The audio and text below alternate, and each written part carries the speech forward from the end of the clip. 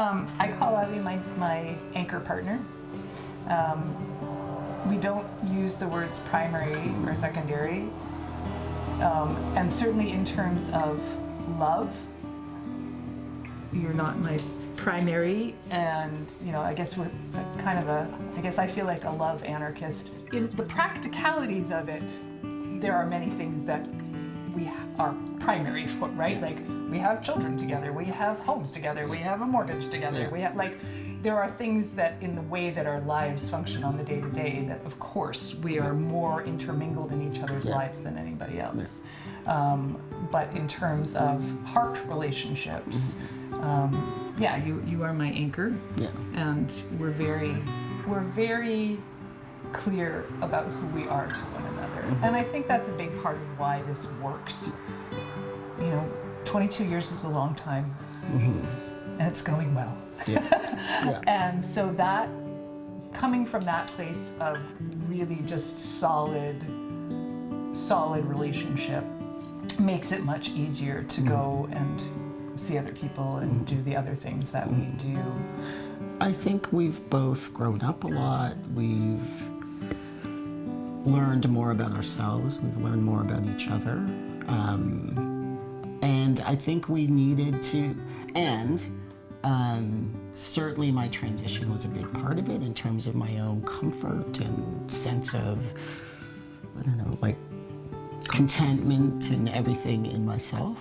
I think now we're at this stage where I don't need to be the person that Lainie loves the most. Like, I don't need to be that person. It's okay for me to hear that, she's heartbroken, and it's okay for me to comfort her when that happens. It's okay for me to hear, I've never had a love like I had with this person that I was dating. Feeling really happy for you, and also warning with you when that shifts, right? And that couldn't have happened until we had gotten all the pieces of our shit together. We have been, it's shifted a little bit, but mostly Avi is much more introverted and I am much more extroverted.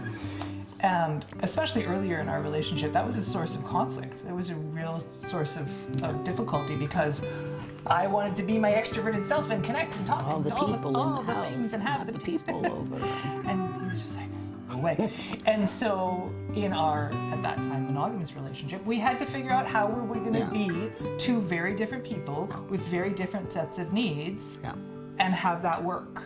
And we mostly did. We got better at it over many years.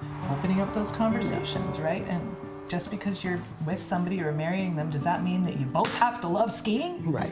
Or you both have to love staying in and reading a book all night? Or you both have to love going out to the bar? No, it does not. You get to make the rules.